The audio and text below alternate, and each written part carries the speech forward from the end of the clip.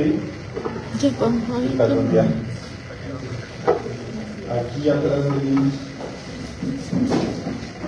es en la oficina del periodista Martín Anaya, donde le trae una moneda. Hay una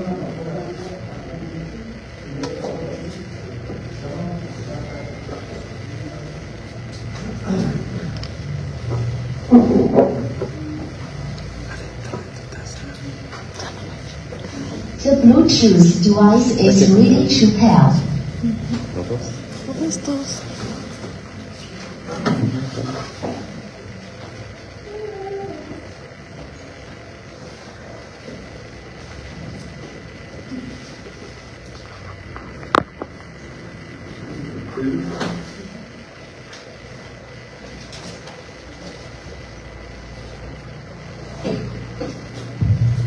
Bien. Buenos días.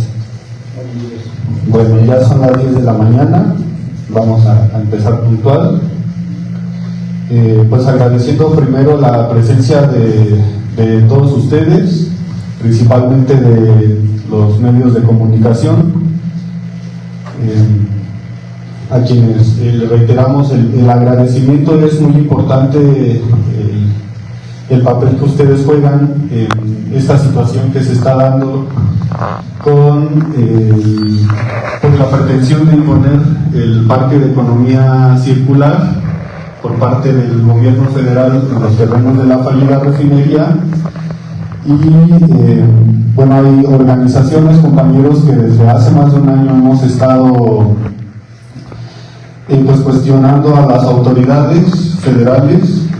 Más adelante los compañeros lo comentarán en qué momento se han dado estos encuentros, pero ahorita particularmente con el contexto de la consulta a la que se está convocando es que pues nos estamos agrupando, no solamente compañeros con los que ya venimos trabajando desde hace varios años, sino también habitantes y ciudadanos principalmente de Atitalaquia, de Tlaxcuapan y de Tula, que son los lugares donde se va a realizar la consulta el próximo domingo 14 de diciembre, sino también están compañeros de Apasco que tienen una larga trayectoria con el tema de los residuos en la región, del mal manejo de los residuos y de algunas prácticas que se dan en las industrias también en relación a los residuos y que generan contaminantes altamente tóxicos a los que está expuesto la población. Y bueno, estos son algunos de los puntos que se tocarán en esta rueda de prensa. Y vamos a empezar con la participación de la doctora Carolina, que viene como vocera del movimiento en Atitalaquia, que ustedes también tendrán referencias de este movimiento que inició hace 5 años.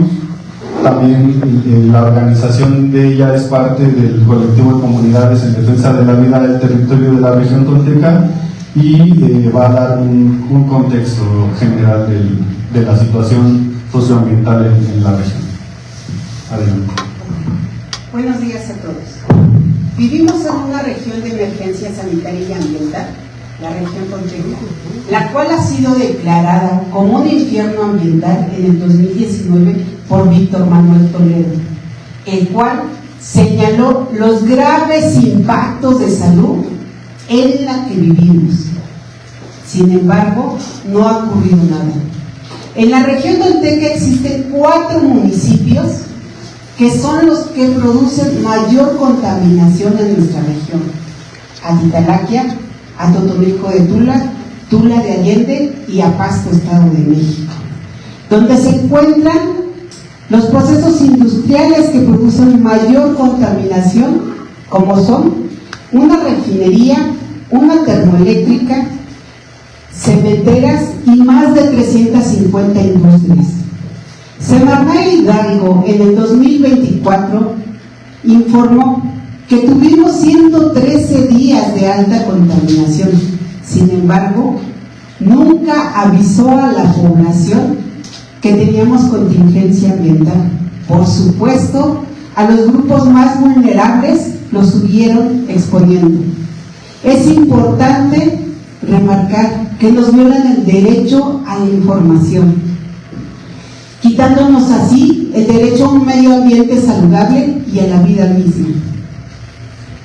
Al encontrarnos en una región de emergencia sanitaria y ambiental, aquí hay culpables por omisión, en este caso, los 3 niveles de gobierno federal, estatal y municipal, al hacer caso omiso en las condiciones ambientales en las que nos encontramos, al hacer caso omiso a las enfermedades y a la muerte que está en nuestra región.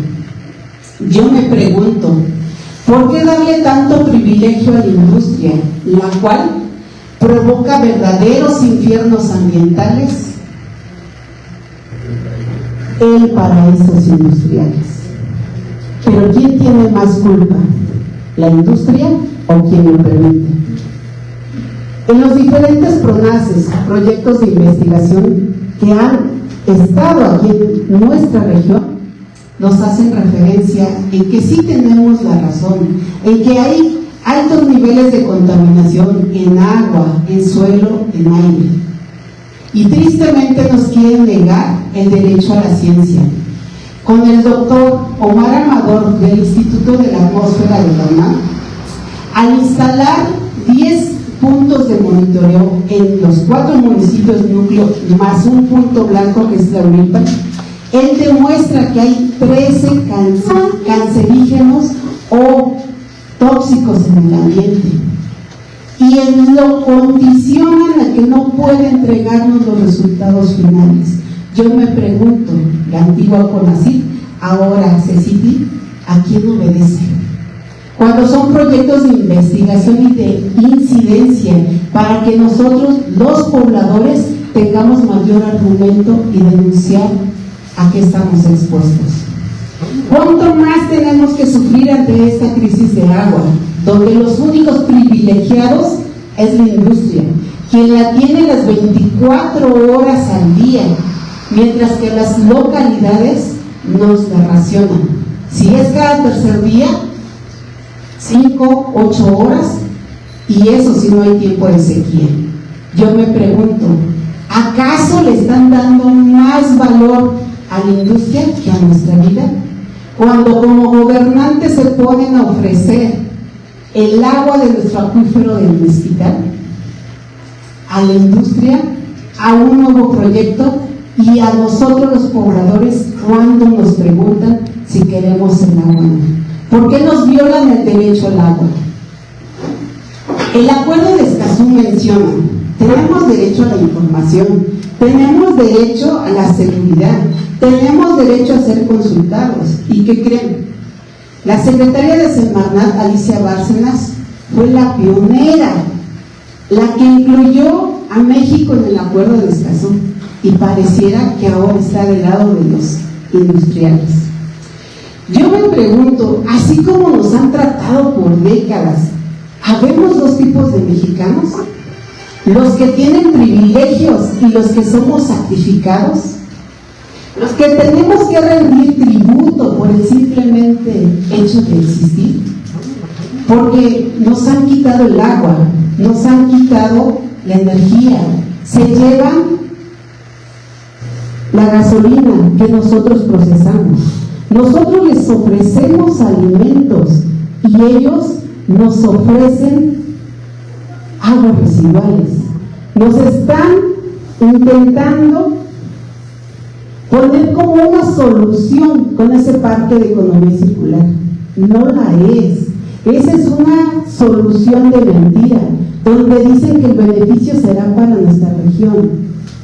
Eso es una solución para otros estados, otras ciudades, y nuestra región seguirá siendo sacrificada. Prometen una planta recicladora de llantas. Primero dijeron que era una pirólisis, ahora le llaman trituradora, pero para una solución de millones de llantas. No creo que esas millones de llantas salgan de estos 3 municipios donde estará instalado este parque. Estas saldrán de nivel nacional y muy posible hasta del extranjero. Nos quieren engañar que son procesos tan modernos como lo es la incineración de lodos, los cuales van a provocar partículas tan pequeñas que va a ser muy fácil que nuestro cuerpo las absorba, como son las dioxinas, los furanos, las partículas PM2, las partículas PM10, que entrarán en nuestros pulmones provocando un daño a celular, porque nuestra célula comenzará a envejecer más rápido, lo que va a provocar más enfermedad. Hablemos de justicia real, cuando toda la industria disminuya sus emisiones, en donde se informe a la población que tenemos una contingencia ambiental y le expliquen sobre todo qué se tiene que hacer para no exponerse más. Justicia sería dejar de quemar la basura en los hornos cementeros. Justicia sería modernizar una refinería. Justicia sería que CFE deje de quemar combustorio. Pero no es así. Tristemente, nosotros no tenemos derecho como enfermos, ni siquiera a una vida digna. No tenemos derecho a la vida, no tenemos derecho a morir de viejos. Nos condenan por tanto proceso industrial que obedece a otros intereses del capitalismo. Justicia ante el asesinato de nuestro compañero Jesús Bañuelos Acevedo, que a 3 años no sabemos nada. Sí, señores, tenemos sed de justicia, justicia para nuestra región, pero una justicia verdadera, no más proyectos de basura, no al parque de economía circular. Gracias, doctora. Ahora hará uso de la voz la compañera Isabel Reyes. Ella es de la comunidad de Tlamaco, en el municipio de Atitalacha. Tiene décadas denunciando los riesgos y los impactos ambientales por la actividad industrial y hace parte de la Unión Ecologista de San Jerónimo Tlamaco y también de la iniciativa Parque Pescado Flores. Dice que no se escucha aquí. Adelante. Que no se escucha. Alzamos la voz por quienes ya no están. Señora Presidenta, la verdad es que no llegamos todas. Faltan con nosotros las niñas, las adolescentes, las madres de familia que nos arrebató el cáncer. Sus nombres claman justicia. Belén, madre de 3 niñas, murió por leucemia. Rosa, madre de Belén, murió silenciada por tumores en su garganta. Virginia, víctima de cáncer de colon. Lupita se fue con tumores cancerígenos en su cuello. Sabina, fallecida a causa del cáncer, y sus 2 nietas sobrevivieron a esta enfermedad. Patti, en tratamiento por cáncer de ganglios. María Luisa, luchando contra el cáncer. Silvina, operada de sus ganglios de su garganta. Y ellas son solo algunas de mis vecinas, mujeres que han padecido esa terrible enfermedad. Pero la lista de pérdidas no termina. Falta también mi nieto de 3 años que murió de leucemia. Mi hermano murió de leucemia por la misma causa. Mi sobrino, paro respiratorio, un joven, por un paro respiratorio. El sobrino de mi esposo, de solo 15 años, que murió de cáncer. Y el esposo de mi vecina, víctima de cáncer de estómago en nuestro pueblo. Varios niños y niñas han muerto y solo menciono algunos, porque la lista de dolor es inmensamente larga.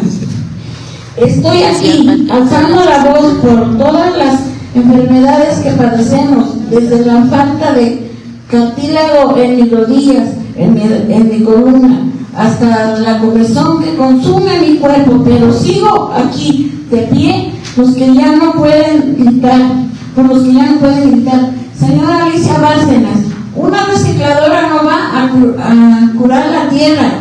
Un proyecto de economía circular jamás mejorará la calidad de nuestro aire. nuestro suelo y nuestra agua.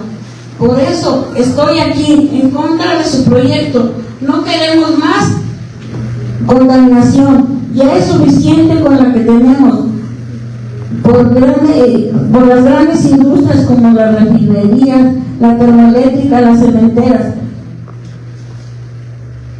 Y la ATC, industria de agroquímicos, que esta fábrica es una fábrica asesina que ha matado a mucha gente en todos los municipios alrededor, y aquí está en pleno colonia.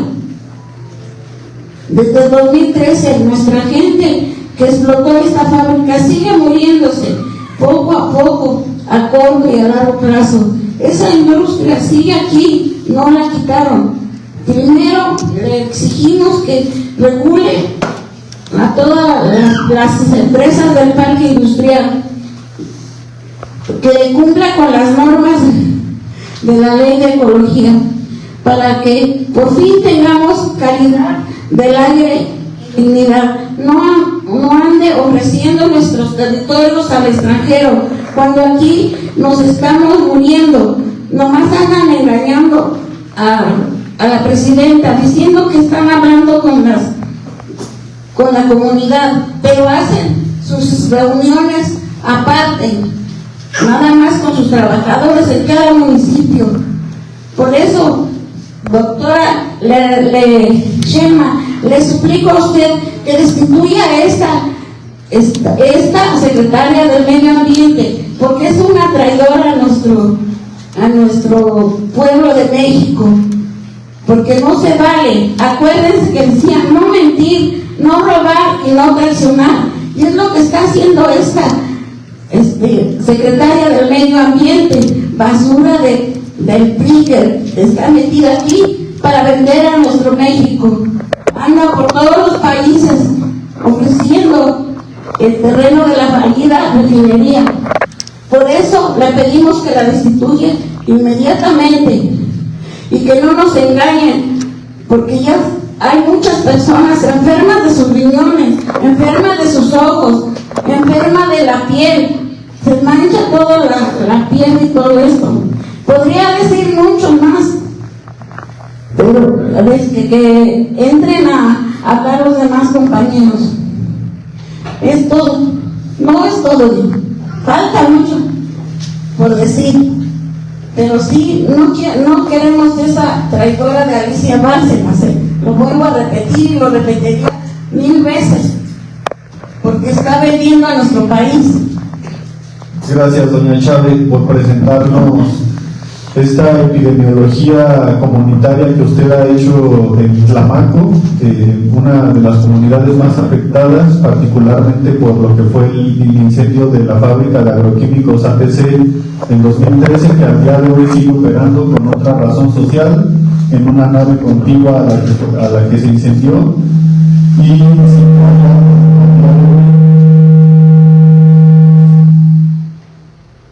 y justicia para los responsables por ese hecho.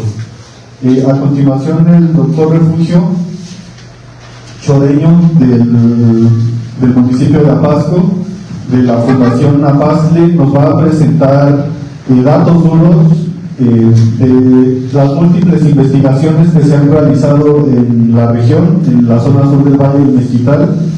Esta es una zona sobreinvestigada justamente por todas estas dinámicas de devastación y contaminación que ocurren desde hace décadas, y lamentablemente las autoridades no toman en cuenta estos estudios que nos va a compartir ahora. Gracias, buenos días. La grave contaminación ambiental que existe en la región por las diferentes fuentes contaminantes ha ocasionado grave daño al aire, al agua, al suelo, a la biota, y obviamente nosotros nos ha afectado a los seres humanos. Aquí se encuentran las fuentes de mayor contaminación ambiental, no solo del país, sino del mundo, como es la industria del petróleo, como es la industria de la energía eléctrica, y el impacto de 7 cementeras de 36 que hay en el país.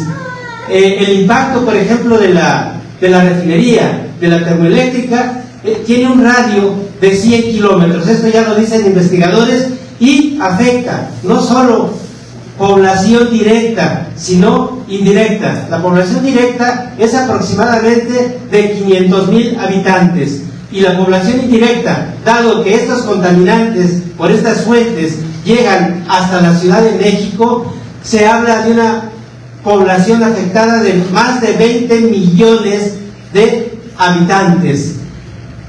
Aquí la contaminación por la industria del cemento es un grave problema. La industria del cemento, para hacerlo, utilizaba gas, pero a mediados de los años 90 utiliza combustible derivado de residuos, que es una práctica implantada en Europa, en Estados Unidos, y con grandes negocios para la industria del cemento, dado de que los residuos, la basura que llega a incinerarse ahí, va a ocasionar graves impactos al medio ambiente y nuestra salud.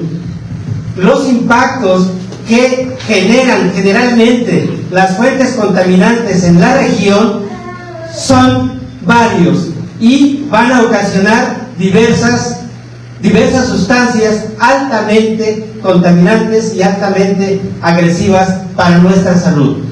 Los tóxicos, los contaminantes que todas las fuentes contaminantes generan aquí en la región, podríamos decir dioxinas, furanos, metales pesados, policlorobifenilos, gases de efecto invernadero, compuestos orgánicos volátiles, dióxido de azufre, que definitivamente la refinería, la termoeléctrica ocasionan el 33% de dióxido de azufre generado en todo lo que es la industria del Valle de México. Es altamente la contaminación. Por tanto, los graves impactos en nuestra salud son muchos. ¿Cuáles son los impactos que hay a nuestra salud? Pues son muchísimos, pero podríamos decir que son aquellas sustancias que acabamos de mencionar, altamente tóxicas, que producen malformaciones congénitas y sobre todo una gran diversidad de cánceres. Más adelante hablaremos de algunos estudios que hay ya sobre esto. Las dioxinas, que son las sustancias más agresivas hoy generadas por el hombre, se producen por varios procesos productivos, pero principalmente es la incineración la que los genera. Aquí en la región, como ya lo dije, hay 7 plantas. Todas utilizan combustible derivados de residuos, es decir, la mezcla de residuos peligrosos, de manejo especial y sólidos urbanos. Eso definitivamente va a liberar esas sustancias que ya comentamos, y entre ellas principalmente las dioxinas. Tienen la característica de ser altamente tóxicas. Se acumulan en el organismo por muchos años, recorren muchas distancias, y obviamente eso es el contaminante más agresivo que tenemos en la región. Hasta hoy no hay un estudio de dioxinas aquí, que sería muy bueno que se pudiera hacer. ¿Cuáles son los daños a la salud que nos están generando estas fuentes contaminantes? Por ejemplo, hay un estudio de García y colaboradores en el Instituto Carlos III en España, donde dice que una industria del cemento a un radio de 5 kilómetros genera 33 tipos diferentes de cáncer, y a un radio de 50 kilómetros cáncer de colon y recto. En este estudio de estos señores dicen que el radio de impacto de una cementera es de 50 kilómetros. Aquí en la región hay 7, de las cuales 6 se encuentran a menos kilómetros de ese radio de impacto. ¿Qué quiere decir esto? Pues las dioxinas que se están generando principalmente por la incineración van a causar grandes problemas, sobre todo diferentes tipos de cáncer. Hay otros estudios de calidad de aire. El Instituto Nacional de Ecología y Cambio Climático en 2022, en la primera semana de octubre, nos presentó un estudio por partículas PM2.5 donde la media es de 49 microgramos por metro cúbico. Es importante pensar que la norma oficial mexicana es de 33 microgramos por metro cúbico, pero en ese mismo estudio de exposición personal encontraron una concentración de más de 45 microgramos por metro cúbico, y en un día la más alta fue de 120 microgramos.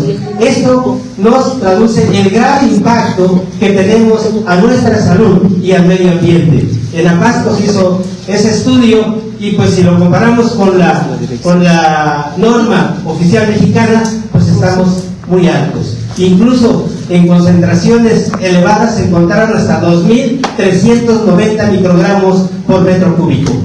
Aquí en la región ha habido varias emergencias químicas sucedidas en la empresa Ecoltec, que es la filial de Holcim Apasco, es la que se encarga de elaborar el combustible derivado de residuos. El día 21 de marzo del 2009 mueren 11 campesinos, y obviamente el culpable se ha dicho, por lo menos en aquel tiempo, por la población, que fue Holcim, la empresa Ecoltec. Otra emergencia química también por Ecoltec fue la sucedida el día 21 de marzo, 5 y 6 de mayo del 2009, donde una liberación de acrilato ocasiona grandes problemas de neurotoxicidad. Hay un estudio del Centro de Diagnóstico y Alternativas para Afectados por Tóxicos, donde más de 300 personas cercanas a donde está esta empresa presentaron manifestaciones de intoxicación aguda. Y un estudio de neurotoxicidad también por este grupo demostró alteraciones en la memoria y en la atención. La memoria está afectada en el 100% y severa en un 69%. En cuanto a la atención, el 46% está afectado. Otro estudio de epidemiología del CONACYT, la rama del CONACYT, el programa de agentes tóxicos y procesos contaminantes, demuestra que es un estudio de mortalidad donde las enfermedades respiratorias, cardiovasculares, están arriba del 3 por la media nacional, y en cuanto a cánceres, 5 veces más la media nacional. Esto pues obviamente es preocupante.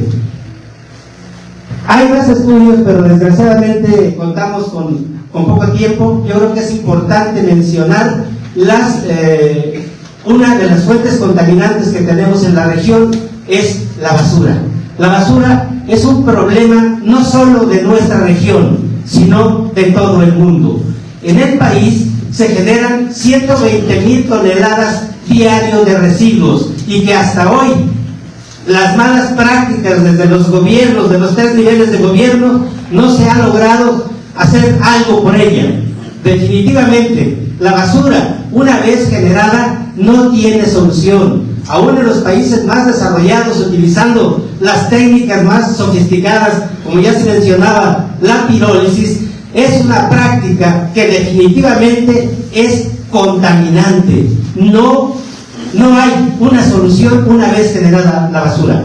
La mejor solución es no hacerla. Y en el mundo, en México, hay algunas organizaciones como la Alianza Global para Alternativas a la Incineración, en las que se imparten proyectos, y se habla de proyectos de basura cero. La basura cero, no la que dice el gobierno federal, de traerla a esta región, y por ahí está metida CEMEX, está metida la Agencia de Cooperación Alemana. Obviamente lo que pretende con lo que quede de los residuos es que llegue a plantas de cemento. De hecho, desde la Ciudad de México, las plantas que tienen allá y los residuos que no pueden compostar, que no pueden reciclar, vienen a plantas de cemento. A esta región llegan un promedio de 4,000 toneladas diarios de residuos a incinerarse en hornos de cemento.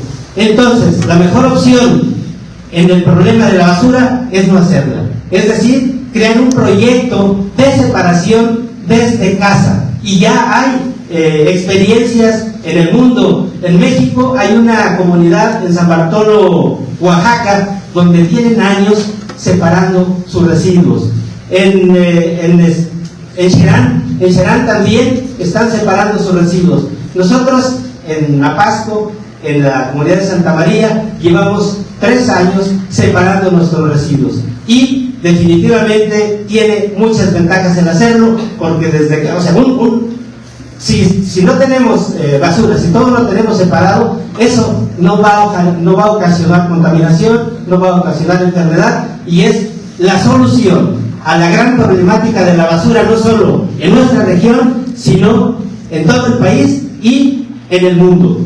Me agrada que los medios,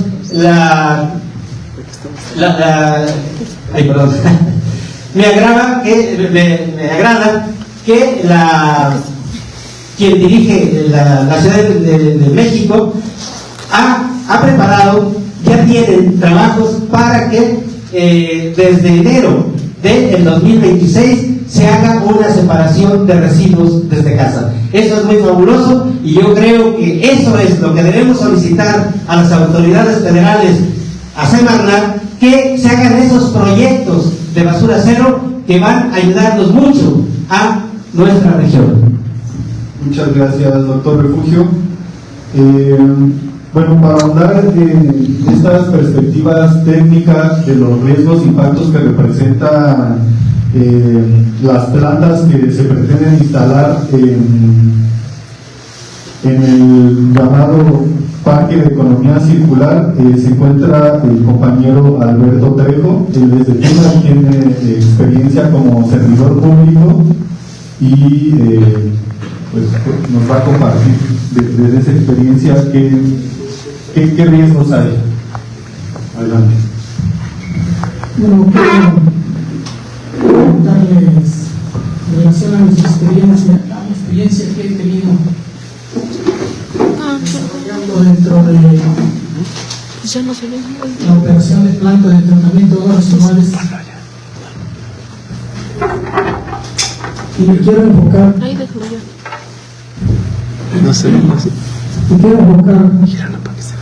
a comentarles en relación a que el municipio de Tula hace más de 15 años estuvo abocado a que se hiciera el plan de tratamiento de aguas residuales de Acotonilco de Tula. Se logró, pero ahora todos sabemos y vemos y volvemos al río Tula, que sigue igual las aguas residuales contaminadas, que con una inversión multimillonaria que se tiene y se hizo ahí, no vemos resultados, no cumple con la norma, y sabedor el gobierno de la cantidad de agua residual que iba a llegar al río Tula por el emisor central, todavía le mete la carga de agua del Teo. Es por eso el motivo que vino a provocarse la inundación a Tula, contaminando mayormente toda esta zona baja, principalmente donde estamos ahorita. Pongo, por ejemplo, y hago mención de esta planta en relación de la planta que se pretende de recicladora en esa zona, pero pregunto al gobierno, ¿por qué? ¿Por qué aquí nuevamente?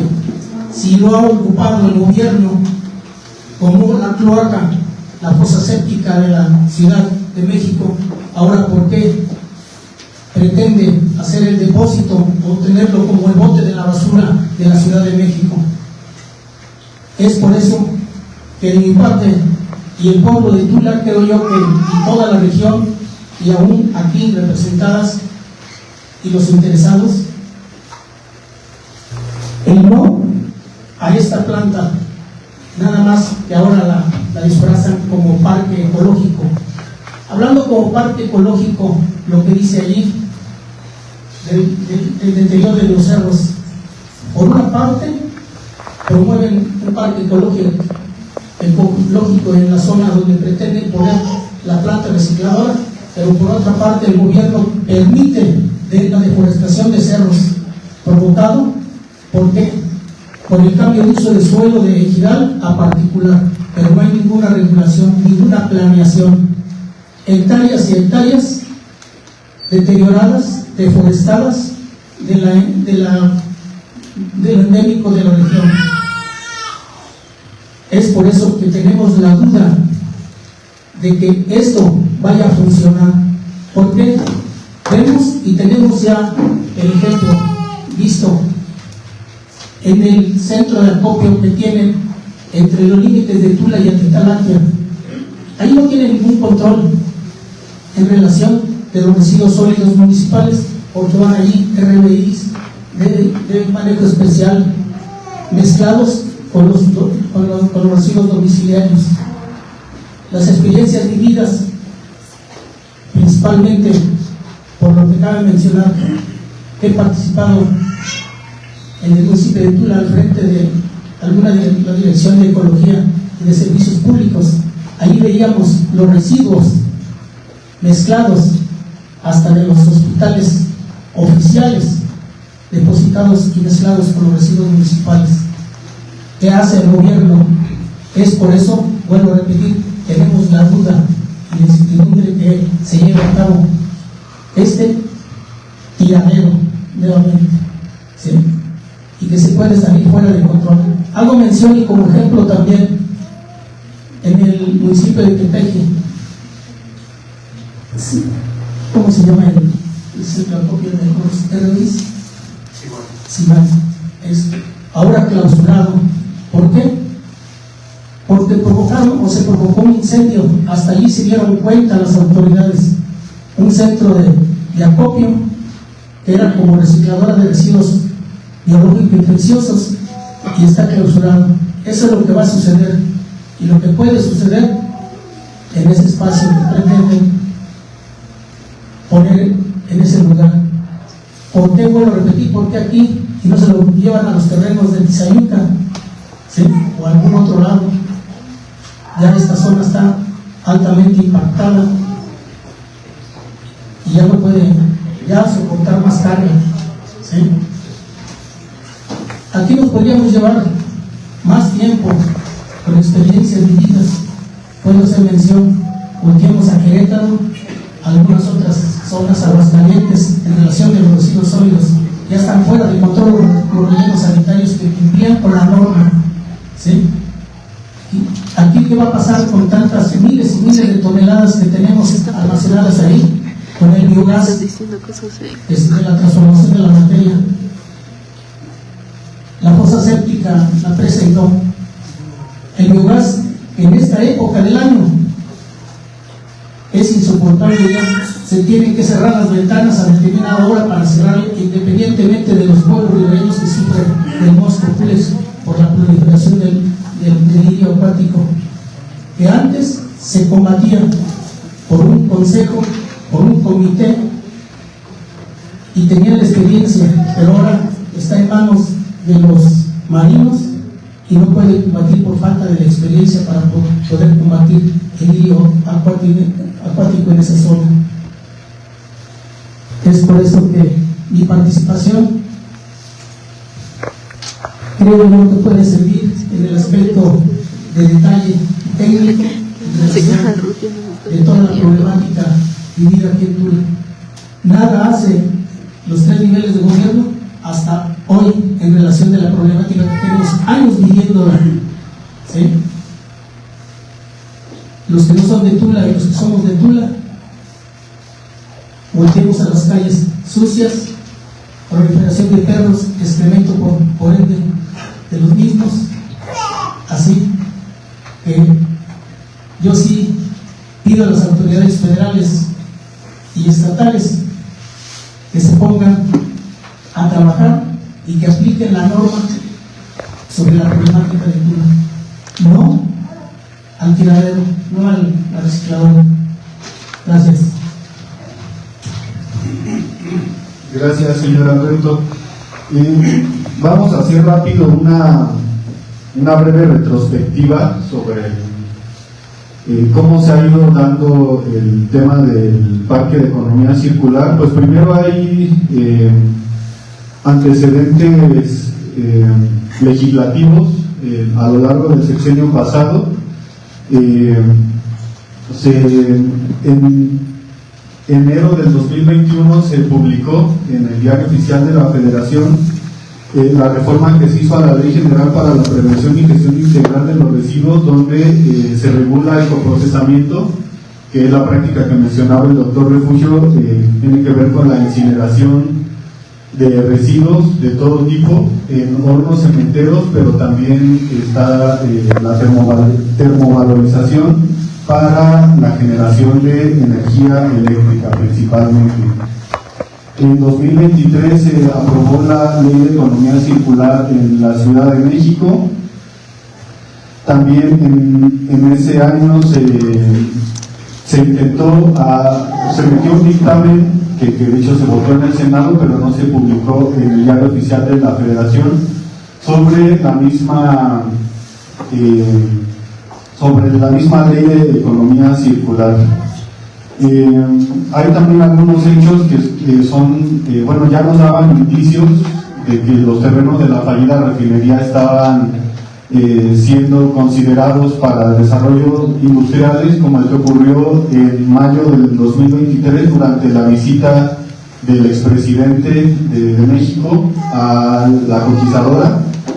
Al salir, unos periodistas le preguntaron qué opinaba de las organizaciones que estaban pidiendo la declaratoria de zona de restauración ecológica, y él respondió sobre la gran inversión de más de 100,000 millones de pesos que se estaban invirtiendo en la zona, y remató diciendo que justo los terrenos de la fallida refinería estaban buenos para un parque industrial. De ahí se da el decreto de zona de restauración ecológica el 26 de septiembre de 2024, es decir, la última semana del sexenio anterior, en el que queda fuera los terrenos de la fallida refinería del polígono de restauración ecológica, lo cual nos parece pues muy sintomático, ¿no? ¿Por qué no incluir las 700 hectáreas en este polígono que abarca miles de hectáreas, pero que excluye áreas importantes que también requieren la restauración, como el distrito de Riego 003 y como ya lo decía, los terrenos de la fallida refinería? El 1 de octubre de 2024, en el primer discurso de la actual presidenta de México, se habla en los 100 compromisos para el segundo piso de la transformación, como ellos le dicen. Al final casi se menciona la limpieza y saneamiento de los 3 ríos más contaminados del país, entre ellos el río Tula, que es el punto 92. En el punto 94 ya se habla del proyecto de economía circular en Tula Hidalgo, y hay otros puntos que tienen que ver también con proyectos que actualmente desarrolla con Agua y Semarnat en la zona, como son la tecnificación de 200,000 hectáreas de riego. Hablan de proyectos estratégicos para el reciclamiento de agua, y también hablan de la construcción de 10 plantas recicladoras de basura en todo el país. Aquí lo dicen plantas recicladoras, pero lo que están planteando ahora pues es parques de economía circular, 10 parques de economía circular en todo el país, para lo cual se está, ahora sí, parece que van a votar la ley de economía circular, que de hecho la semana pasada estuvo en discusión en el Pleno.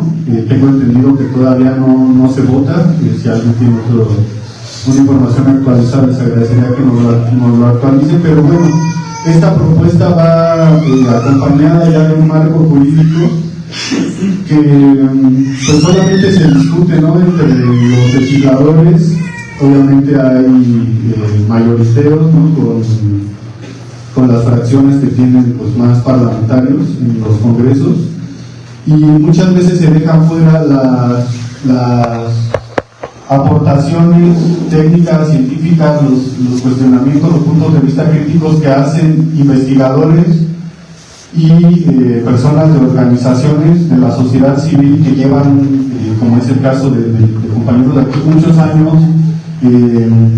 pues investigando el tema, ¿no? Buscando conocer más y también pues planteando propuestas. Finalmente también se da el decreto del Polo de Desarrollo de Economía Circular del Bienestar el pasado 1 de agosto de este año, en el cual se emite la declaratoria del desarrollo de este polo de desarrollo. Entonces, legalmente, vamos a decirlo, pues el Estado mexicano ya tiene todo preparado. Lo que no tiene, pues, es la construcción colectiva, ¿no?, de este tipo de proyectos con la comunidad. Ahora vamos a pasar a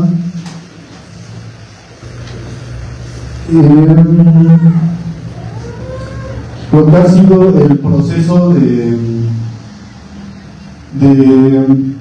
gestión pública de este parque, digamos, de marketing que ha hecho el gobierno federal, y la falta de información que es necesaria que estuviera, ¿no?, disponible antes de llamar a una consulta. Hablamos, por ejemplo, de la manifestación de impacto ambiental, y aquí nos va a apoyar el señor Alberto Tapia, que es habitante de Tula y que ha estado también haciendo esta revisión en términos legales, ¿no?, de todo esto que ha mencionado el gobierno en las últimas semanas. Sí, buenos días. Bueno, miren, es muy importante la manifestación, obviamente, de la ciudadanía, el rechazo, como ya se palpa, pero también es fundamental que conozcamos los orígenes que dieron pauta a este mal llamado parque ecológico, porque en un inicio, pues obviamente es de economía circular. Sí es muy importante que tengamos los elementos jurídicos. ¿Por qué? Porque alzar la voz es buenísimo. Sí, hay veces se ejerce una presión hacia los gobiernos de los 3 niveles, al federal, al estatal, e incluso en algunas ocasiones a los municipales.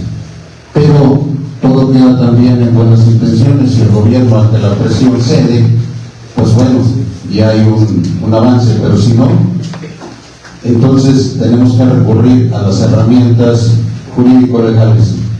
Me voy a permitir darle lectura a esta síntesis para que todos tengamos en contexto lo que estamos viviendo y de qué manera, aparte de las manifestaciones que ustedes ya lo ven en todos los municipios, sobre todo ahorita en los municipios involucrados, que originalmente es Tlaxcuapan y Atitalaquia, legalmente. Tula la están metiendo exclusivamente por el número de votantes. Se les llama de votantes, pero verdaderamente no va a ser una votación, va a ser van a haber mesas receptoras para consulta de opinión, nada más. El 15 de abril de 2025, en el Diario Oficial de la Federación, publica el Decreto Plan Nacional de Desarrollo 2025-2030. En el compromiso número 94, firmado por Claudia Sheinbaum Pardo, se encuentra el proyecto de economía circular Tula Hidalgo. En el eje general número 4 está el desarrollo sustentable. En su objetivo 4.3 está el reducir las emisiones contaminantes. En la estrategia 4.3.3, promover la economía circular. El 4 de julio de 2025, en el Diario Oficial de la Federación se publica el decreto por el que se otorgan los beneficios fiscales para los polos de desarrollo de economía circular para el bienestar. O sea, ya está en el decreto. También por medio del decreto salieron a relucir cuáles van a ser los beneficios fiscales que van a recibir las empresas particulares. No es el gobierno el que va a hacer esta planta recicladora. Son los famosos polos de desarrollo PODECIC, de economía circular para el bienestar, supuestamente, entre comillas, que se instalan en inmuebles de propiedad de los entes públicos, o sea, del gobierno, o sea, de nosotros, de los que se desarrollan proyectos públicos o privados de producción sustentable de bienes de eliminación de residuos. Los proyectos de economía circular son proyectos productivos elaborados y presentados por las empresas de economía circular con enfoque sostenible, que incluyan procesos de mínimo impacto ambiental. Claro, manipulan la información para decir que no va a haber un impacto mayor. De los sistemas naturales que cuentan con la validación de Semarnat, o sea, Semarnat nada más va a validar. El gobierno federal solo presta o renta el terreno, además de incentivar a las empresas, como ya lo mencioné. Los particulares serán los desarrolladores. Posteriormente, el 21 de junio de 2025, en el mismo diario oficial de la Federación, se publican los lineamientos para aplicar el decreto de los beneficios fiscales para los polos de desarrollo. Semarnat puede adjudicar directamente sin licitación pública o concurso público. Entonces, si puede licitar directamente, pues va a ser una corrupción, se ve a lejos. Concesionará por 25 años con opción a revalidar la concesión. O sea, esto también es una concesión, es un negocio. El 1 de agosto de 2025, en el diario oficial nuevamente de la Federación, se publica el acuerdo por el que se emite la declaratoria de Polo de Desarrollo de Economía Circular para el Bienestar, Parque Hidalgo. He aquí la diferencia, ojo, esto ya no es un decreto, esto es un acuerdo, y los acuerdos no están por encima de la ley. El 1 de agosto, después de los considerandos, se expide el acuerdo correspondiente mediante el cual se da a conocer que el polígono fue propuesto por Petróleos Mexicanos, declarando como polo de desarrollo de economía circular para el bienestar Parque Hidalgo a la superficie de 2.751.048 metros con 80 centímetros, ubicada en los municipios de Tlaxcuapan y Aquitalaque, estado de Hidalgo, de acuerdo con información proporcionada por Pemex. El área que se destina a actividades de investigación o educación es el 2% de la superficie desarrollada. A actividades industriales y de uso común corresponde el 96% de la superficie desarrollada, y el 2% restante de la superficie desarrollada corresponde a áreas comerciales de acuerdo con información proporcionada por Pemex. Entonces, ¿cuál parque ecológico? Más bien es un parque industrial. El inmueble tiene excelente conectividad, eso es lo que dice el gobierno, debido a su acceso a la autopista 57 México-Querétaro, una de las vías logísticas más relevantes del país, que facilita el tránsito de bienes y personas hacia el norte y centro de México. Se encuentra a menos de 70 kilómetros de la Ciudad de México y forma parte del corredor industrial Valle de México, cercano a AIFA. Incrementa su valor logístico y comercial. Esto lo dice el gobierno para que se den cuenta que no le interesa la salud, no le interesa la ecología, le interesa el negocio. Gran negocio para el gobierno y los empresarios a costa del ecocidio de la región de Tula y sus habitantes. Esta es la verdadera razón del bombardeo de publicidad gubernamental. Queda en segundo plano, como ya lo mencioné, el medio ambiente y la salud del pueblo. Nunca se menciona en los documentos oficiales Parque Ecológico y de Reciclaje de Hidalgo. Es Polo de Desarrollo de Economía Circular para el Bienestar Parque Hidalgo. Queda claro que el Parque Hidalgo es solo un acuerdo, no es un decreto, por el que puede y no puede llevarse a cabo dependiendo de la oposición existente de la sociedad. Parque Ecológico y de Reciclaje de Hidalgo fue nombrado por Semarnat y el gobierno de Hidalgo. En la mañanera del pueblo del 4 de diciembre de 2025, la Presidenta de la República reconoce que circularían muchos camiones de carga con residuos por la conectividad que existe. Sin embargo, es de señalar que no existe un dictamen de impacto ambiental, tampoco un dictamen de impacto de movilidad, como lo señala la Ley de Movilidad para el Estado de Hidalgo en su capítulo 5, artículos del 30 al 40. Antecedentes del daño ecológico que ha sufrido Tula por años. Ahí siguen presentes contaminación de la refinería Miguel Hidalgo, de la termoeléctrica Francisco Pérez Ríos, del antiguo río Tula, ahora gran canal de aguas residuales, contaminación de la presa Endo, antes propia para la pesca, ahora una cloaca de desechos, Todo ha quedado en promesa hasta el momento, ninguna solución de fondo. El compromiso número 94 de la presidenta es un proyecto de economía que beneficie, no más contaminación que nos enferme y nos mate lentamente. No permitiremos que nos impongan más desastre ecológico. Disminuyan primero los efectos contaminantes de la refinería Miguel Hidalgo y la termoeléctrica Francisco Pérez Ríos. Cumplan con el saneamiento del río Tula y la presa Endo. Si es tan maravilloso su parque ecológico y de reciclaje de Hidalgo, llévenselo para Pachuca o donde les permitan. Ya basta de focos de infección, no más para la devastada región de Tula.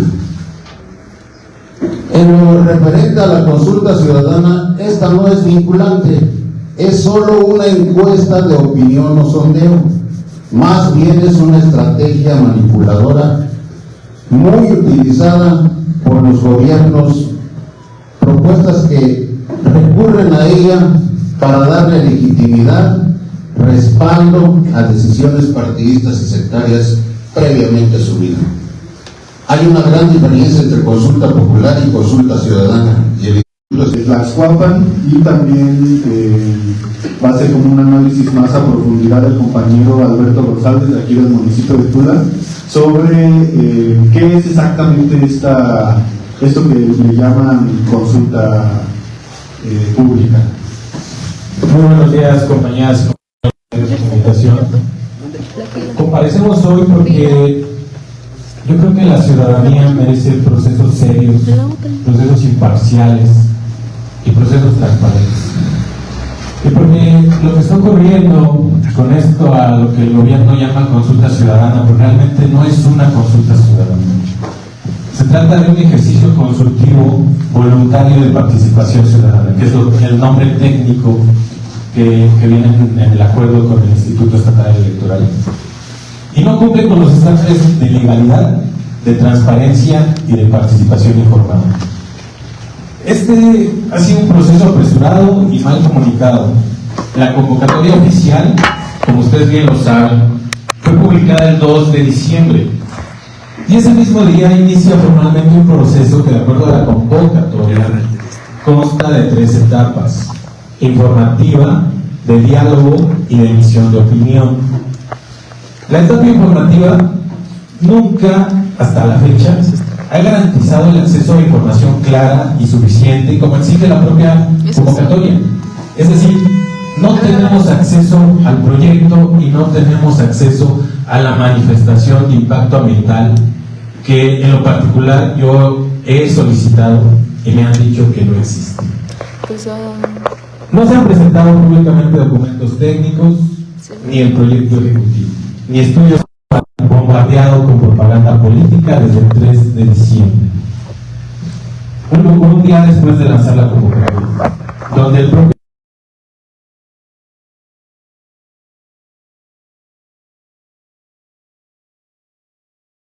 la autoridad está actuando como juez y parte.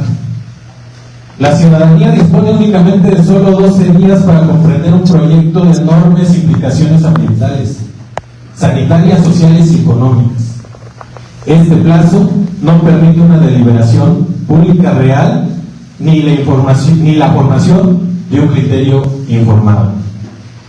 El Instituto Estatal Electoral de Hidalgo tendrá una intervención tardía y limitada. Apenas se aprobó su participación este 5 de diciembre, lo que quiere decir que apenas 9 días antes de la jornada de opinión. El propio acuerdo con el Instituto Estatal Electoral establece que su función será otorgar únicamente acompañamiento técnico y asesoría especializada, que la responsabilidad de la pregunta y de la publicación y difusión de este ejercicio de participación ciudadana va a ser quien dicte los resultados. Se trata, además también el acuerdo dice que se trata de un ejercicio democrático que no es constitucional. El mismo acuerdo lo dice, lo que significa que no tiene efectos garantizados ni tampoco tiene un carácter vinculante. Y yo pregunto a la ciudadanía, ¿es razonable que el Instituto Estatal Electoral de Hidalgo reciba una solicitud y se incorpore solo 9 días antes de la emisión de la opinión, cuando el gobierno organizador ya inundó el territorio con propaganda? Claramente no. Esto no es un proceso imparcial. Este es un proceso dirigido y condicionado. Es un proceso sin garantías democráticas ni mecanismos de defensa. La convocatoria, como ustedes pueden observar, no establece cómo se va a garantizar una publicación confiable de resultados. Tampoco dice cuáles serán los mecanismos de impugnación. ¿Quién será responsable de la verificación independiente del proceso? ¿Cómo se evitarán prácticas indebidas como es el condicionamiento, el acarreo o la propaganda gubernamental que estamos viendo durante todo este proceso? Es decir, existe un vacío jurídico que imposibilita defender un resultado que sea injusto o manipulado. Estamos ante un gobierno organizador que usa recursos para inducir la opinión. La consulta pretende ser un ejercicio ciudadano, pero la realidad demuestra otra cosa. Propaganda oficial en redes y páginas gubernamentales llamando a votar sí. Lo podemos ver en las páginas gubernamentales de los municipios de la región. Perifoneo operado por servidores de la nación. Barras en instituciones públicas con pintas a llamar al sí al Parque de Economía Circular, volantes y hasta marchas con camisas rotuladas. ¿Quién está financiando todo eso? Funcionarios de todos los niveles promoviendo abiertamente una postura. La pregunta es inevitable: si el gobierno organiza, financia, promueve y conduce todo este proceso, ¿existe alguna posibilidad real de imparcialidad? Este ejercicio no respeta el principio constitucional de neutralidad del Estado en los procesos de participación pública. Además, estamos ante la falta de foros abiertos y una auténtica deliberación pública. Aunque la convocatoria presume una etapa de diálogo en los hechos, desde la emisión de la convocatoria no ha existido ningún foro público abierto realmente a la población. Todos los encuentros y foros que han tenido han sido sectorizados, dirigidos, controlados y en algunos casos hasta condicionados. Porque diversos ciudadanos han denunciado que recibieron condicionamientos para asistir a esos foros dirigidos. Esto contradice el objetivo declarado de fomentar la deliberación pública. En conclusión, este ejercicio no garantiza imparcialidad, ni información, ni mucho menos vinculación. A partir de la convocatoria y del acuerdo del Instituto Estatal Electoral, podemos afirmar que es un proceso apresurado, no garantiza información suficiente, pese a que la etapa informativa así lo exige. El Instituto Estatal Electoral solo acompaña técnicamente. Es un ejercicio no constitucional sin carácter vinculante garantizado. La autoridad organizadora hace propaganda y rompe cualquier neutralidad. No existen mecanismos de defensa o impugnación claros y no hubo foros abiertos ni de deliberación pública real. Por lo tanto, quiero hacer énfasis en esto. No se puede confiar en un proceso donde quien organiza también promociona un sí, controla la información, conduce los foros y administra los recursos y publicará los resultados. Esto más bien se trata de una simulación. Imposición.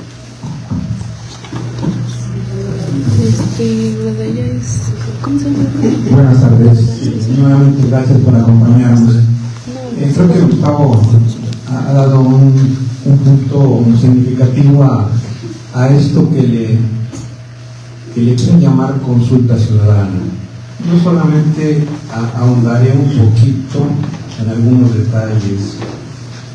Creo que muchos hemos visto circular parte del bombardeo del gobierno, ¿cómo es posible que yo organice una consulta, un ejercicio voluntario, y le diga sí al votante? ¿Cómo es posible? ¿Cómo es posible que nos incluyan a Tula para manifestarnos? Estos datos son del 2023, de los 3 municipios. Si ustedes se dan cuenta, según padrón electoral y nominal, Tula arrasa, si fuera el caso. Somos 91,000 posibles electores contra 45 de los otros 2 municipios. Impresionante, ¿no? ¿Cómo es posible también que, aparte de la marcha que Gustavo señalaba, está circulando rápido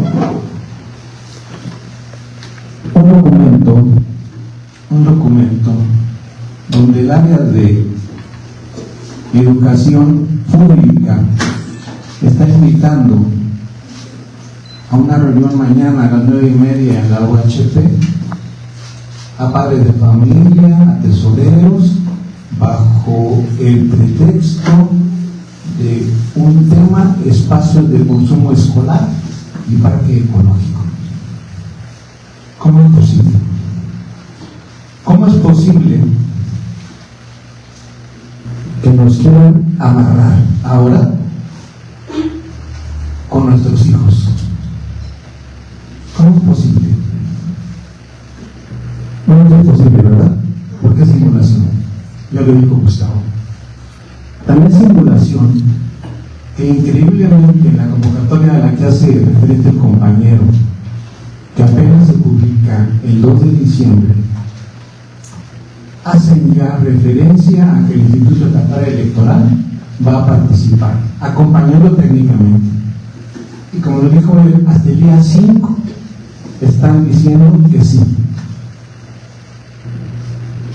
Un poquito, perdón de la presunción, he estado participando en ayeres como consejero electoral en el antiguo IFE. Y una elección, entre comillas, federal, lleva un tiempo, lo marca bien la ley. Y aquí se presta increíblemente el instituto a esta farsa. Nos hablan de mesas receptoras. ¿Dónde van a estar? Obviamente, en una elección formal, uno ya sabría, obviamente, dónde va a votar. Nuestra credencial nos dice, aquí dice, puedes votar si tienes tu credencial vigente y perteneces a los municipios antes señalados. Entonces, si yo voy a Titalaquia, si yo voy a Tlaxcopan, o voy en el lapso de 8 de la mañana a 3 de la tarde a manifestarme, ¿me van a aceptar el voto? Pensemos que sí. Otra, ¿vas a sesionar el consejo el domingo? Porque en elecciones formales sesionan. ¿Dónde van a llevar los paquetes electorales? Por llamarles de un nombre. ¿Los van a llevar hasta Pachuca? ¿Quién los va a llevar? Ciertamente van a hacer su publicación en el sitio donde fueron las mesas. Nominalmente, una mesa directiva de casilla tiene una capacidad legal de 750 votantes. Y de ahí, si va rebasando, pues vamos generando las casillas contiguas, en su caso las especiales. Ahora, con todo este padrón, sí, si fuera toda la gente, estamos hablando de que en 7 horas van a tener un promedio de 1.800 votantes, con 3 personas que dicen que van a estar ahí está la convocatoria para que yo pueda ser observador? Y se sacan de la manga el instituto de que van a convocar a ciudadanos que han participado previamente en ejercicio porque tienen experiencia. Sí, está bien, pero todo eso es una falsa. Varios medios ya lo han declarado, ya lo han dicho, lo han manifestado. Los tienen de la cara. Está bien, yo lo tengo. Todos lo tenemos. Vamos a seguir con este juego. Ya los compañeros hablaron de todo el impacto que nos da en la salud. ¿Sí? Creo que muchos de los que vivimos aquí en Tula, tristemente, un poquito me desvío, caminamos por Lento Valle, por Micholo Campo, y la pertinente del canal pega. Pero bueno, ese es tema de otro momento. Volvemos a esto. Esto no es bajo participación ciudadana, ¿sí? Es una farsa. Y lo repetiré varias veces. El Instituto Estatal Electoral, lástima que no se rija bajo sus rectores, sus principios de legalidad y certeza, al aceptar a destiempo un compromiso. Y en este 14 no resuelve nada. Un servidor ha vivido aquí toda su vida. Y esto, como bien lo dijeron otros compañeros, entre cloaca, entre zona ya de manifestación de desastre ambiental, no lo resuelve esta convocatoria. Y yo termino nada más con esto, para no quitarles más su tiempo. En esto que publica también el instituto, me llama la atención que participa la SEP. Lo reitero otra vez. ¿Cómo que para qué? ¿Para qué participa la SEP? Sí, y obviamente habla de convenios. La presidenta del Consejo Estatal firma convenios con el INE, con la Semarnat,